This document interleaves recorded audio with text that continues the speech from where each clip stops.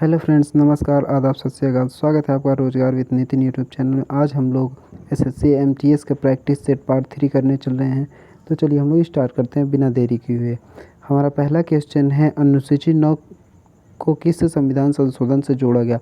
तो अनुसूची 9 पहले संविधान संशोधन के द्वारा जोड़ी गई थी, जो कि 1951 में हुआ था।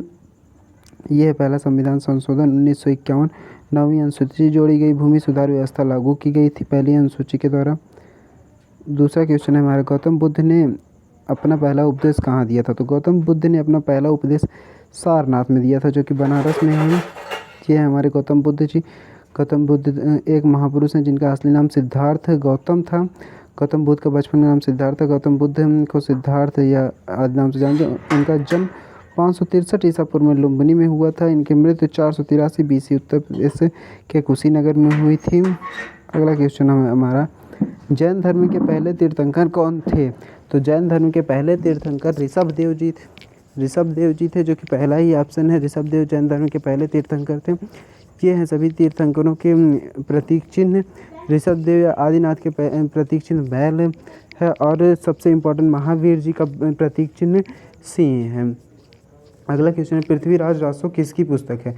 पृथ्वीराज रासो चंद बरदाई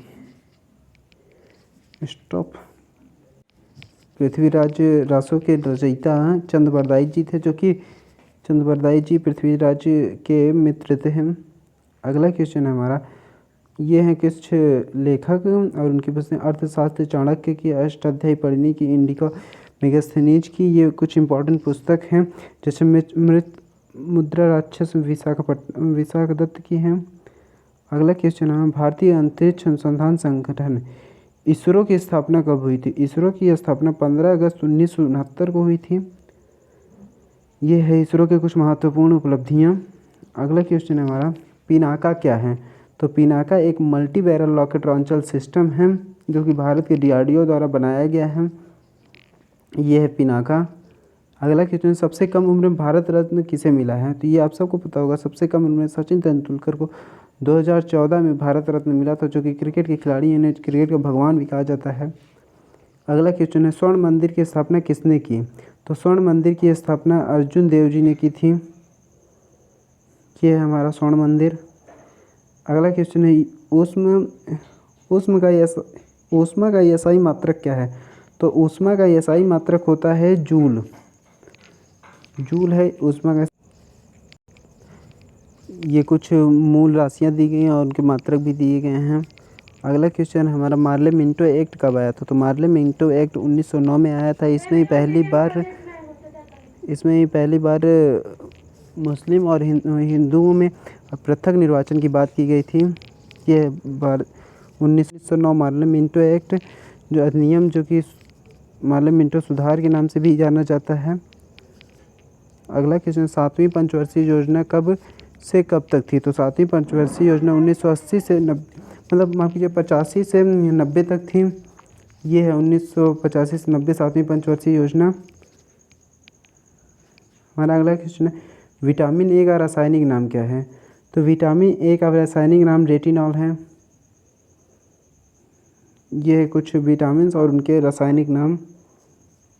मूल संविधान में कितने मूल कर्तव्य थे? तो मूल संविधान में एक भी मूल कर्तव्य नहीं थे।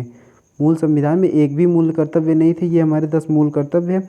मूल कर्तव्य को 44वें संविधान संशोधन द्वारा जोड़ा गया था, जो कि अब 11 हो गए हैं। पहले 10 थे, लेकिन 86वें संविधान संशोधन 2002 द्वारा इसको 11 कर दिया गया है।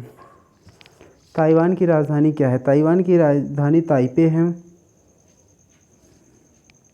ये कुछ प्रमुख देश और उनकी राजधानियाँ दी गई हैं।